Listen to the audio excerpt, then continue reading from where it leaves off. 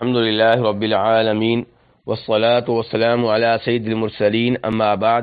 ایک بھائی نے تیمم کے بارے میں سوال کیا ہے کہ تیمم کا طریقہ کیا ہے۔ تو گزارش یہ ہے کہ جب پانی نہ ملے یا پانی تو موجود ہو لیکن کسی خوف اور خطرے کی وجہ سے پانی لینا ممکن نہ ہو، یا پانی تو موجود ہو لیکن بیماری کی وجہ سے پانی استعمال کرنا ممکن نہ ہو بلکہ اس سے مرض میں اضافے کا خطرہ ہو، تو تب تیمم کی اجازت ہے۔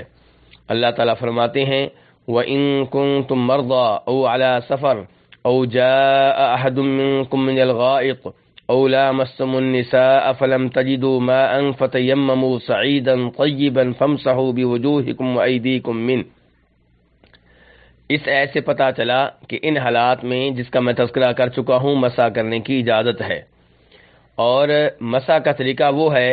جو نبی علیہ الصلوۃ والسلام نے اس حدیث میں بیان کیا ہے، جسے جناب عمار بن یاسر رضی اللہ تعالیٰ عنہ روایت کرتے ہیں، اور امام بخاری اور مسلم دونوں نے اس حدیث کو اپنی اپنی کتابوں میں جگہ دی ہے کہ اپنے دونوں ہاتھ زمین پہ مارے جائیں، زمین کے اس حصے پہ جہاں مٹی موجود ہو اور مٹی پاک ہو۔ اس کے بعد ان ہاتھوں پہ پھونک مار لی جائے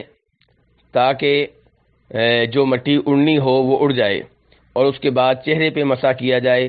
اور پھر ہتھیلیوں پہ کلائی تک مسح کیا جائے۔ اور اس مسح کے بعد فرض نمازیں بھی ادا کی جا سکتی ہیں، نفل نمازیں بھی ادا کی جا سکتی ہیں، سنتیں بھی ادا کی جا سکتی ہیں۔ لیکن اگر پانی مل جائے تو پھر وضو کرنا ہوگا،